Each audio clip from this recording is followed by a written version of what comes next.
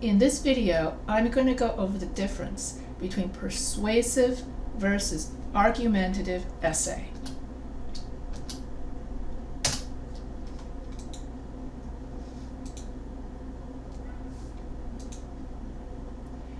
Persuasive and argumentative essay. Many writing textbooks clump persuasive and argumentative essays under one heading and tell the student that these two types of essays are the same. Well, these two essays do have several similarities, but in this video I will go over the subtle differences between persuasive and argumentative essay.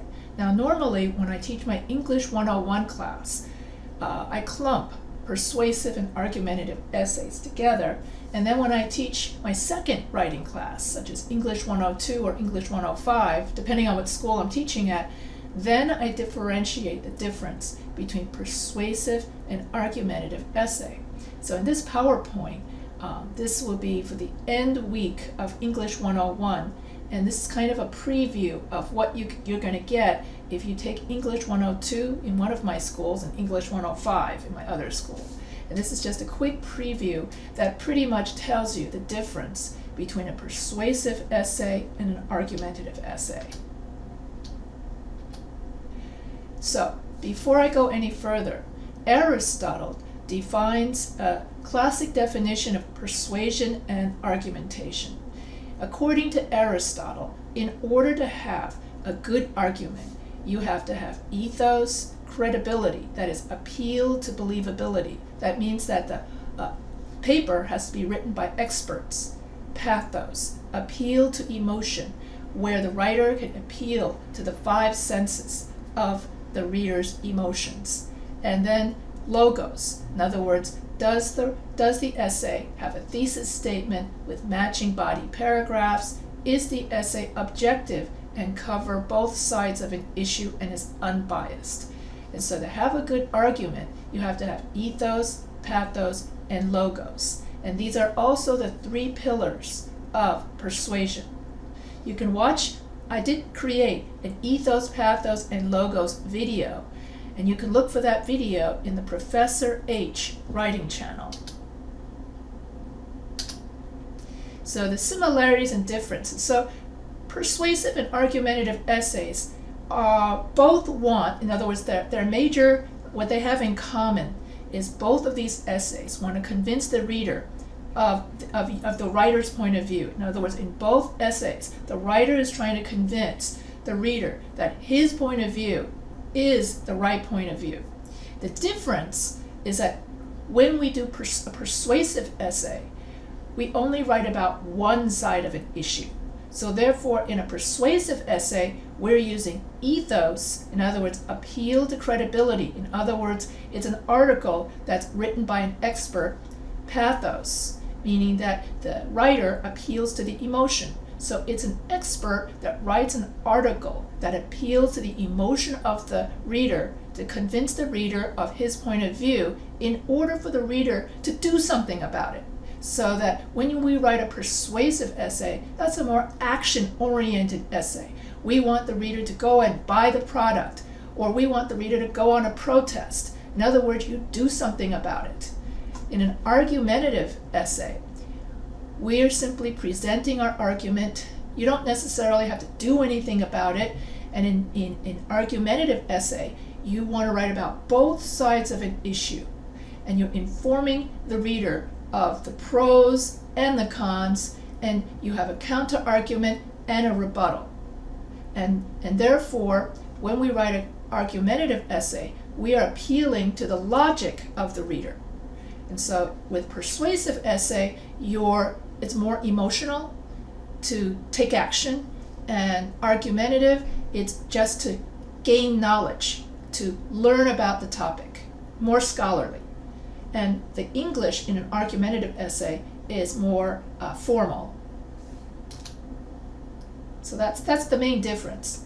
So that when you have a persuasive essay, you're dealing with ethos and pathos. When you're dealing with an argumentative essay, you're dealing with logos, appeal to logic. So that's the difference. So for instance, some kinds of persuasive essay includes TV advertisements, magazine advertisements, a business letter where you want, you ask or you tell your client you would like the customer to come back to your business, so please buy my product. So that's ethos and pathos, persuasion. An argumentative essay would be if I were to write about is climate change a hoax or not. So it's just a scholarly, in other words, I don't need you to take action, and I just simply want you to know what that topic is in its entirety. And so one of them is ethos and pathos, which is persuasion, and argument is logos and reason. So that is the difference between persuasive and argumentative essay. So in your English 101 class, you're going to write a persuasive essay where you're just going to present one side of an issue in order to convince the reader of your point of view. An example would be smoking is harmful to your health because smoking causes lung cancer, stomach cancer, and throat cancer. And that's it. No pros and cons, no counter-arguments, just simply one side of an argument. And so that's what you're going to write for. Convince the reader, you're going to convince the reader of your point of view. So in a persuasive essay for English 101, that's what you're going to write. And you can find a lot of these topics on the procon.org website. So in a persuasive essay, you want to convince the reader of your point of view. You argue one side of an issue, your side of the essay, in other words, you argue your side of the essay to persuade the reader that only your point of view is the correct point of view. You make a claim based on opinion, and it does not take into account the opposing side. You appeal to the emotion of the reader, and you use the credential of the writer, in other words, he's an expert, to make your argument. The goals of a persuasive essay is to get the reader to agree with your point of view on a particular topic. And your general technique is to blend facts and emotions in an attempt to convince the reader that the writer is right. So you often rely heavily on opinion. So starting point of persuasive essay, you identify a topic and you take a stand. So one of the important elements of a persuasive essay is you have to take a side. You cannot just say, I'm going to talk about the pros and cons of topic X, because that's argumentative writing, okay? In a persuasive, that's the difference. In a persuasive essay, you talk about one side and you take a stand. You take a stand on an issue. I am for abortion, or I am against abortion. I am for, in other words, you have to either be for or against something. And so you must take a strong stance in a persuasive essay and never waver to it.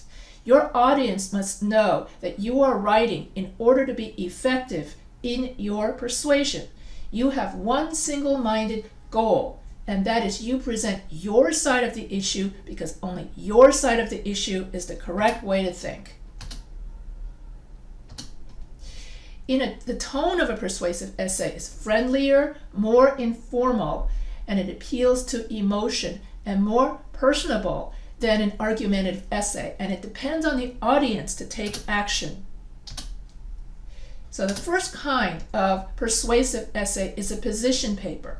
A position paper is when the writer takes a stand or a position on an issue. So what type of essay is a position paper? A position paper is an essay that presents an arguable opinion about an issue, typically that of the author or some specified entity. Position papers are published in academia, in politics, in law, and other domains. If you want more on what a position paper is, see my video on what is a persuasive essay in my Professor H writing channel, and I would give examples of a position paper. The second kind of persuasive essay is a call to action persuasive essay. The call to action persuasive essay comes before the end of, in other words, in a call to action persuasive essay, you want the reader to take action. And so common kinds of of call to action would be like a business letter in which you want, in the conclusion, you have the reader do something. In other words, you want the reader to get so riled up about your topic that he's going to go out and protest for that social injustice, or he's going to go out and buy your product. So whatever it is you want to persuade the reader, you are calling him to action. And so normally we put the call to action in the conclusion paragraph. Normally when we write a conclusion paragraph, it's just a summary of the essay. But in a call to action persuasive essay, you would call the person to action. So a very famous example of a call to action persuasive essay is the I Have a Speech Dream by Martin Luther King, where Martin Luther King is calling into action people to be aware of the injustices of racism and to do something to get rid of racism. So that is a call to action persuasive essay.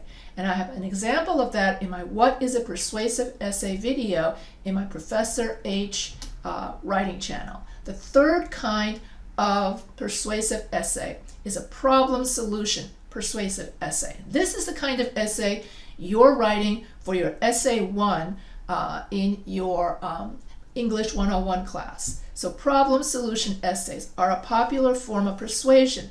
In these essays, you must describe a problem, convince the reader to care about the problem, propose a solution, and be prepared to dismantle any objections. And so basically in a problem solution paper, you introduce the problem in the introduction paragraph. And then you use the 3 body paragraphs for your solutions. And so you can have more examples of problem solution persuasive essay in my What is a Persuasive Essay video in my Professor H writing channel. Other kinds of persuasive writing are TV commercials and print ads, newspaper editorials, personal opinion or thought pieces, political speeches and literature, songs and poems, love letters. So anytime you want to persuade someone of your point of view, that is a persuasive essay in which you write only about your point of view, which is a correct point of view, and only one side only. You don't write opposing claims, counter-arguments, or counterclaims. So persuasive essay for your English 101 class, you just stick to one side, you take a stance, you take a position, and you can even get the reader to care so much about your topic that they would take action, or you could have the reader solve the problem. So you present the problem, you solve the problem. In other words, you take action to solve the problem. So that is what a persuasive writing, that's persuasive writing, persuasive essay. In a persuasive essay, you have to know what makes your audience tick to get them to do something about your topic or your cause. People respond to different kinds of call to action based on their temperaments, daily activities, goals. So it is important to get to know who is in your audience before you decide how you're going to deliver your persuasive essay. This is very common in marketing, where the marketer is trying to persuade you to buy his product. But in order to understand, he has to understand his audience and his niche. So if I'm an over 50 person and I want to market a certain brand of mature dresses for over 50 women, I have to understand the needs and wants of over 50 women, that sort of thing. So you have to know your audience in order to persuade them to do something such as buying over 50 mature dresses. Now I'm going to talk about an argumentative essay. In an argumentative essay, you argue 2 points of view. You take into account the other side and then you rebut the other side. And so that's the difference between an argumentative essay and a persuasive essay, where the argumentative essay does take into account both sides of an argument, not just one side. So while the persuasive essay only acknowledges one point of view, the writer's point of view, the argumentative essay acknowledges both sides of an issue. So in an argumentative essay, you make a claim based on factual evidence. You make counterclaims taking the opposing view into consideration, and that's where you put in your counter-argument paragraph. Then in your rebuttal paragraph, you neutralize or defeat the opposing views. You use logic instead of emotion in order to convince your reader of your point of view. So in an argumentative essay, it's an appeal to logic. And so there are two kinds of argumentative essay. You've got the classic argumentative essay a la Aristotle with ethos, pathos, logos, and that's the Toulmin argument. In a Toulmin argument, you have the thesis formula is you have your claim, topic, that's your topic and opinion, and your reasons. And so here you have an excellent formula for an effective thesis statement where you say declare your topic, your opinion, and your reason. When you have a Toulmin argument, your argument has to have 4 parts: a claim, a reason, then support, and a warrant. And the claim is the first part of your thesis statement. So a claim would be your topic and your opinion. Nursing is a great career. Gun control is necessary. Abortion is immoral. In other words, you have your topic, abortion, and then your opinion. So that's the claim. That's the first part of your thesis statement. The second reason, the reason is the second part of your thesis statement, because. So if I say gun control is necessary, claim, because. Reason 1, reason 2, reason 3. Whenever we make a claim in English, we have to back it up with credible evidence and credible reasons. And so your thesis statement always has to be debatable. And your thesis statement has to have 2 parts: a what, which is the topic and the opinion, which is the claim and the reason, and a why, reasons, to be an effective thesis statement. If your thesis statement is missing the reasons, then it is an ineffective thesis statement. So if I simply say gun control is necessary, period, then that is an ineffective thesis statement, because I don't back up my claim with credible evidence, and I don't back up my claim with reasons. So you need to have reasons, and then these reasons become your body paragraphs. And so here your reasons become your support and your warrant. So the support are the topic sentences that relate back to your thesis, and your warrant are the supporting sentences that support your thesis statement. That is the classic structure of a debate, according to Aristotle. And Aristotle goes back all the way to ancient Greece. And so for Western argumentation, Toulmin argument, where you have a claim, you have your reason, you have your support, and you have your, in other words, you make a claim and you back it up with reasons. That is the structure of classic Western Toulmin argumentation. The goal of an argumentative essay. So the goal to get the reader to acknowledge that your side is valid and deserves consideration as another point of view. The general technique: offer the reader relevant reasons, credible facts, and sufficient evidence to support that the writer has a valid and worthy perspective. And so in an argumentative essay, you argue both sides of an issue, and then you defeat the other side's points by rebutting it with stronger arguments.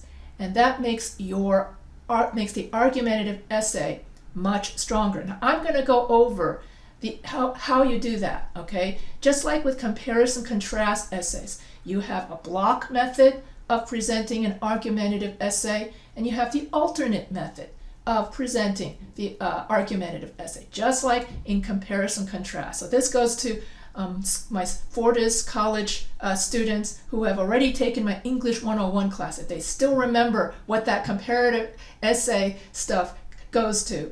And then for my English 105 Los Angeles Pacific University students, I believe that's English 105. Anyway, in any case, the goal of an argumentative essay is that you present both sides of an issue, the pros and the cons, and you write your rebuttal paragraph to rebut the other side. That's the difference. The tone of an argument, because argumentative essay is an appeal to logic, therefore the tone of an argumentative essay is more formal, more authoritative, more logical than your very emotional persuasive essay.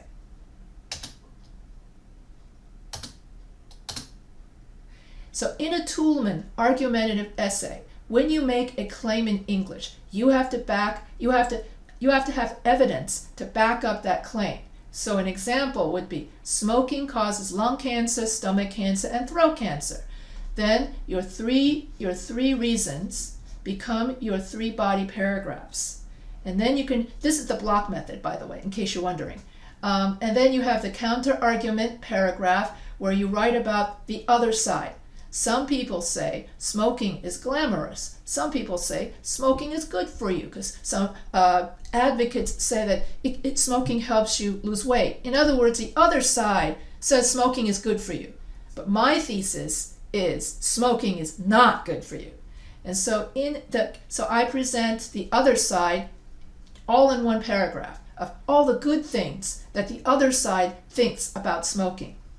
And then I rebut it with, oh, no, you don't. However, smoking is not good for you because, and then you reiterate, it causes this cancer, it causes that cancer, and it's not, and even if it looks glamorous, by the end of your life, when you have a tube sticking out of your neck because your lungs no longer work, that's not very glamorous. So you rebut the argument of the other side in order to strengthen your argument. Okay, and then your conclusion is just like, unlike a persuasive essay where it's a call to action, you want the reader to do something. In an argumentative essay, it's the summary essay, summary conclusion, where you summarize the highlights of the essay. Counterclaims and rebuttals. In argumentative essay writing, you must anticipate probable objections and other arguments that challenge the position you hold. These objections are what we refer to as counterclaims. So when I said in my smoking example, some people think, so let's say your thesis is smoking causes lung cancer. Then the counterclaim would be, well, smoking is actually good for you because it helps you lose weight. So the counterclaim is the other side of your argument. So with this respect, some readers might find the whole or parts of your argument illogical. Interestingly, these objections can help you to analyze your ideas, making it possible for you to review the strength and credibility of the evidence you provide. In other words, when you include a counter-argument, when you include the other side into your argument and you rebut the other side, you tell the other side, you're wrong because you strengthen your argument. Smoking, even though it tastes good, it makes you lose weight, but in the end, it gives you cancer and kills you. So that's how you would counter the counterclaims. When you counter the counterclaims, that's known as a rebuttal. What is a counterclaim? Well, a counterclaim is what the other side, is the opposite point of view. It's the counter argument, or the way the other people think. And so so that if you want to say, you would start your counter argument claim with some people think, other people think, many people believe. So you would say some people claim smoking is glamorous. Advocates of smoking believe, many people believe. Smoking comes in many fun flavors. And the opponents of, however, and then when you start your rebuttal, you start to pivot to your thesis statement or to your point of view, then you would pivot by using a transition word of opposition, such as however.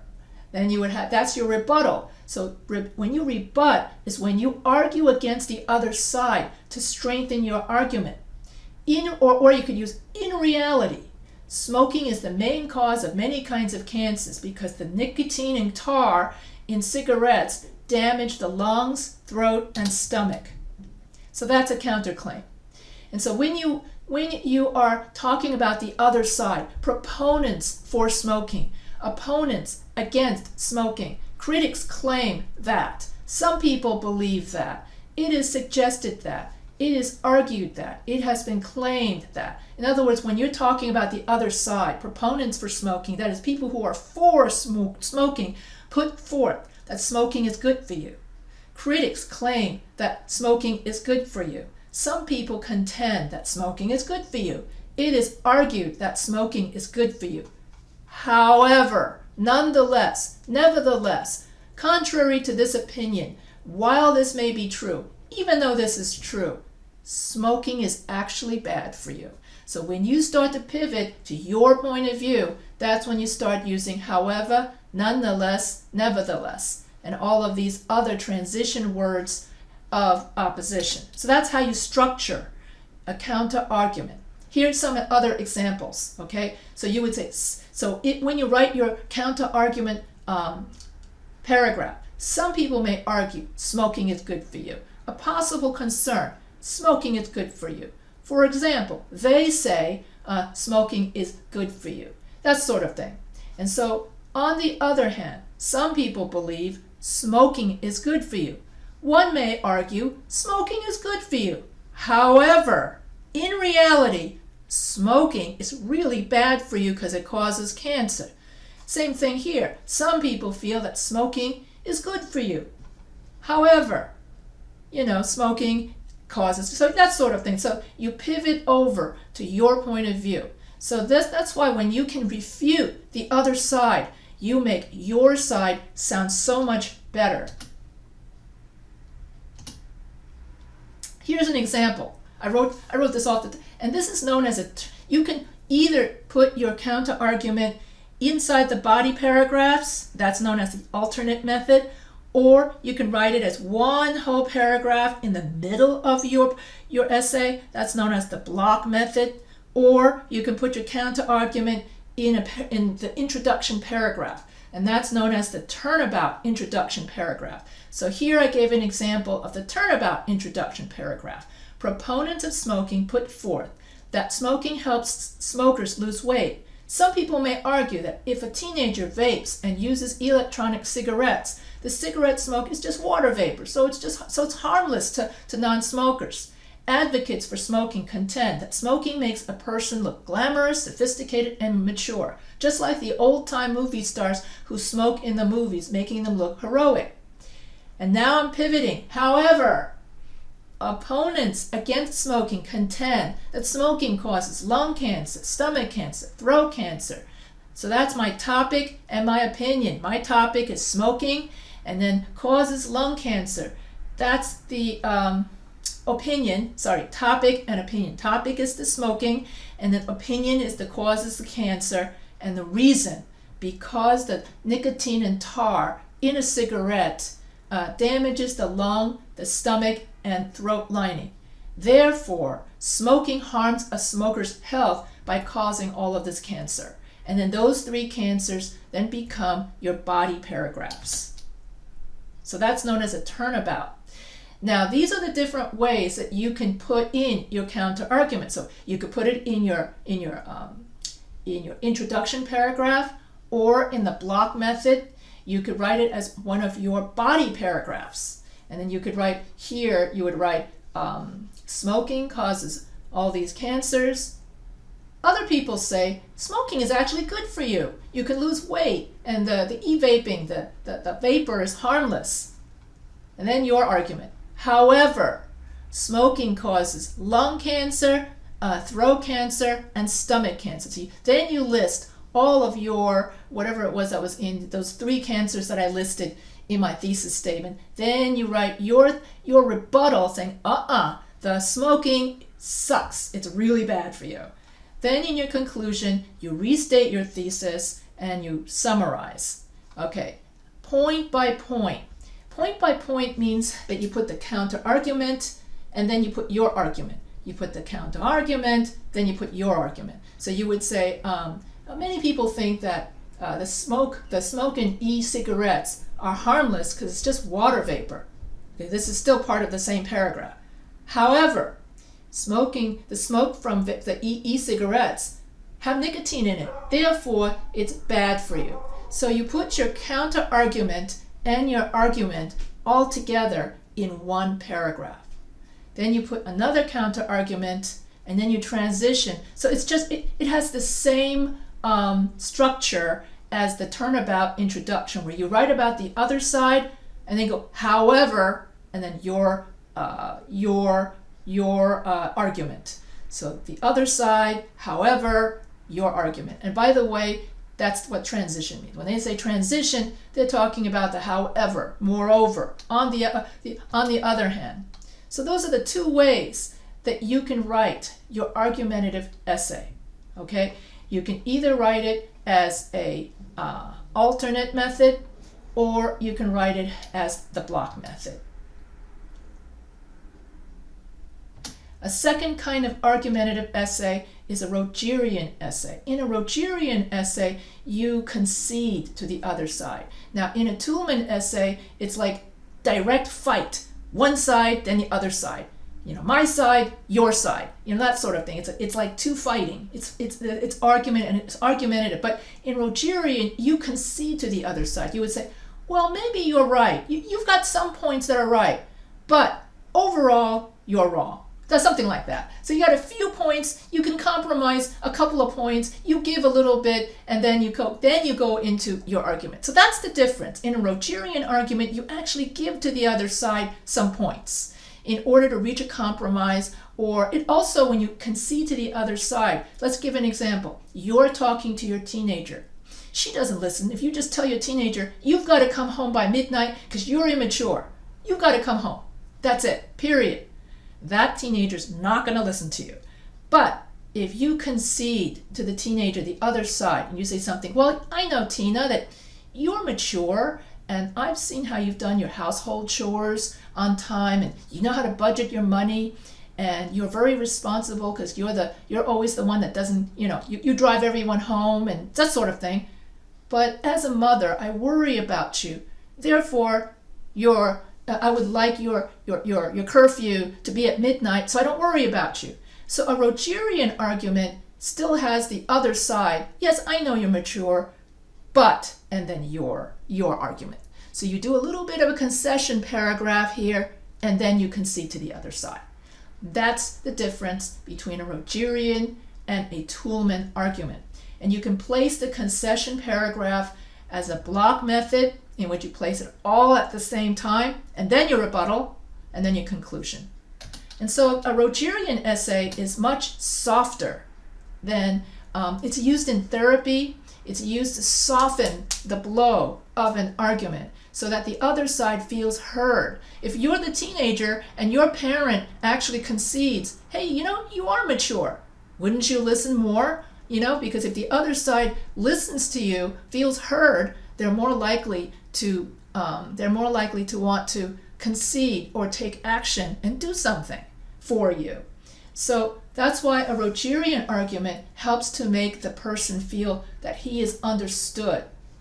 It delineates an area within which he believes the reader's position to be valid. It causes the teenager to want to believe you. And so that's why a Rogerian argument is used when you have delicate situations, complicated situations, such as two countries trying to avoid war. Like if you have delicate diplomacy, you got to find common ground so that one side is not going to get so angry they'll shoot at the other side and cause a war. So the objectives of Rogerian argument, kind of like my example with the difficult teenager, is for difficult situations. And so common ground is similar to Rogerian.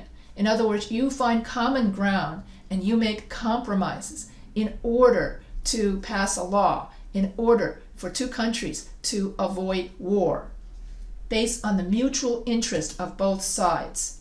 And so there's very little difference between Rogerian and common ground, and most writers combine the two approaches together. However, the Rogerian argument does come with disadvantages. For example, because the Rogerian argument relies on compromises between opposing parties, it may not work well when your opponents are unwilling or unable to compromise, or if they are arguing in bad faith, in other words, they care only about winning. It may also lead to suboptimal solutions if your opponent's position is wrong, since in this case you may nevertheless be forced to sacrifice some of your superior goals in order to accommodate your opponent's inferior ones. And this happens a lot in foreign policy, when a weak American president is accused of sacrificing superior American goals to accommodate somebody else's, some other country's inferior ones, and thus the U.S. loses its leverage. And so a lot of weak presidents are accused of doing that sort of thing. So when you're too conciliatory, you can look weak. So that's one of the drawbacks of the Rogerian argument. So a concession paragraph is where you concede to the other side before making your argument. So an example of a concession paragraph is, a man believes that capital punishment is wrong, but he admits that some extreme crimes, such as genocide, might warrant its use. So this is his concession, saying that, well, you know what, I'm against death penalty, but things like genocide, okay, then death penalty, I will warrant its use in those kind of cases. Or another example of a concession paragraph. Whilst I firmly believe that laws should be implemented to require people to recycle more of their household rubbish, it is important to note that not all people have the ability to recycle, because people who live in the country might live too far away from a recycling center, and so punishing everyone for not recycling would be unreasonable. So you concede to the other side. And so how do we start a concession argument or a concession paragraph? You would start this paragraph by saying, it could be argued that. Some have argued that. So some have argued that, or it might be possible to consider that, or anything that lets your reader know that this is not your own point of view. So it could be argued that smoking is not good for you. And smoking could have some good uses. Now, Rogerian doesn't really work with medical conditions. It works mainly with, some may argue that gun control is not necessary because people in certain states use guns legitimately for hunting, for finding food, and for protecting their houses. It could also be suggested that guns are necessary for self-defense. It might be possible to consider that guns are a useful part of family's security or something like that. So that's the other side. Then you pivot. See, you're conceding. You're saying, well, you know what? Maybe guns do have their good uses. However, in urban areas, guns can be deleterious or bad because you have gangs, you've got people who use guns to just shoot other people down, you've got people who aren't very trained in using guns, and that sort of thing. So therefore, gun control is necessary.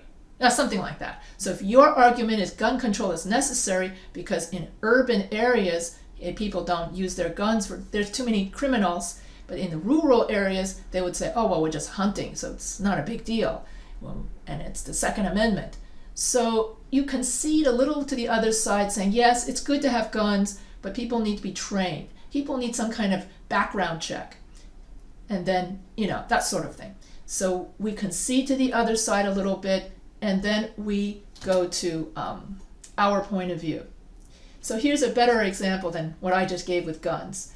So it is true that, here you have the other side, the other point of view. It is true that students should not have headphones on when the teachers are giving a lesson. Students should not be allowed to block out their teachers. So that's the other side. Now you pivot to your point of view. However, when every member of the class is working individually after important information has been given, it would create a more relaxing, calm environment for learning. Some students can concentrate more while listening to music. As a result, grades could go up, and it would definitely make school more enjoyable. Therefore, our school should allow headphones in the classroom. Okay, so therefore, this person's argument is that headphones in the classroom are good for education. And then the other side is headphones in the classroom are not good for education. So the concession is, yeah, it's true that headphones are bad because it blocks out the teachers.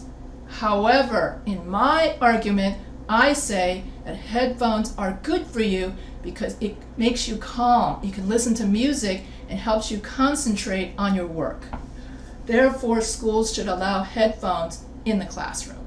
So you concede a little bit to the other side, and then you have your rebuttal. The advantages of using a concession paragraph is that concession paragraphs can help you show balance. They show you as a mature, logical thinker. Now it's up to you whether you want to use Rogerian, Toulmin, argumentation, or a persuasive essay. In the real world, Toulmin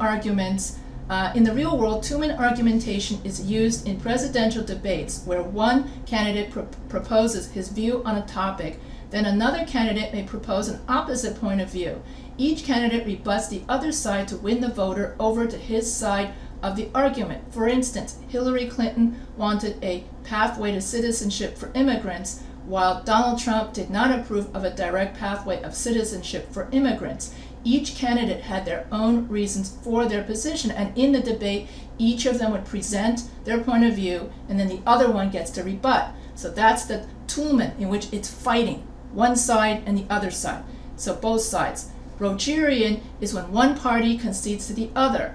And so in the old days, the losing candidate of an election would gracefully concede to the winning candidate and thus would write a concession speech telling his supporters to rally around his opponent to unify the nation to the winner. Rogerian argumentation, where both sides find common ground, is also used in diplomacy, where two countries find common ground to avoid war. So, and also Rogerian is used when you have a difficult, complicated, or controversial argument, or delicate argument. To sum up, the types of argumentative essays: Toulmin, when you have direct confrontation of opposite views; Rogerian, when you concede to the other side. But what they both have in common is both take into account the opposite point of view. Therefore, the difference between an argumentative and a persuasive essay is that the argumentative essay takes into account both sides of an issue, while a persuasive essay only takes into account one side of an issue. So in an argumentative essay, it's all about conviction. You want to discover some version of truth using evidence and reason. You lead an audience toward your conviction. The writers argue to discover some truth. In a persuasive essay, you want the reader to take action. You want to change their point of view so that somebody would buy your product or protest to your social cause. So that's persuasive essay. So the audience for both is, in a persuasive essay, you want your audience to act, to do something. In an argumentative essay, you just want the audience to understand your point of view, to understand the nuts and bolts of, it's more educational, more informative in an argumentative essay. So here's an example. Persuasive essay: everyone should give blood. Ethos, that is credibility, the appeal to credibility. The American Red Cross is the nation's premier emergency response organization. Pathos, caring for others who are ill by donating blood, indicates one's love for mankind. Call to action, give blood today. So that's persuasion. Argumentative, giving blood to save lives is just as important as giving money to save lives. Logos, 1 pint of blood can save up to 3 lives. So therefore, an argumentative essay is grounded more in logic.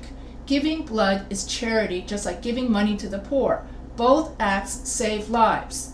And so in an argumentative essay, it requires critical reading, of the text, you analyze the opposing claims, and you address counterclaims. More than 4,000 people were affected by contaminating blood in the 1970s and 80s.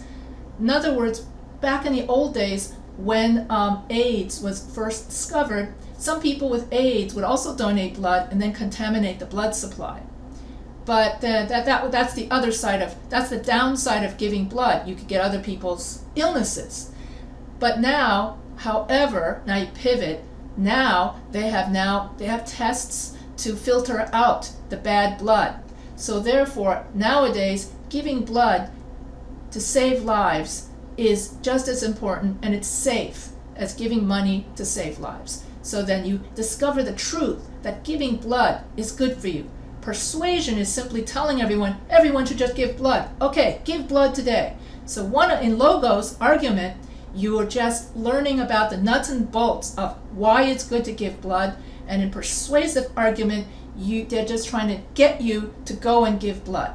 That's the difference. You take action, persuasive, argumentative, you argue both sides of an issue to learn more about it. And it's unbiased. This is how the difference between a persuasive and an argumentative essay would look. No counter arguments. You just go give blood or something like that. Animal testing is good. Here you have, animal testing, well, some people think, other side thinks, and so here you have alternate. This is actually the alternate, where you have the other side, counter argument, counterclaim, rebuttal, counterclaim, rebuttal, counterclaim, rebuttal, counterclaim, rebuttal.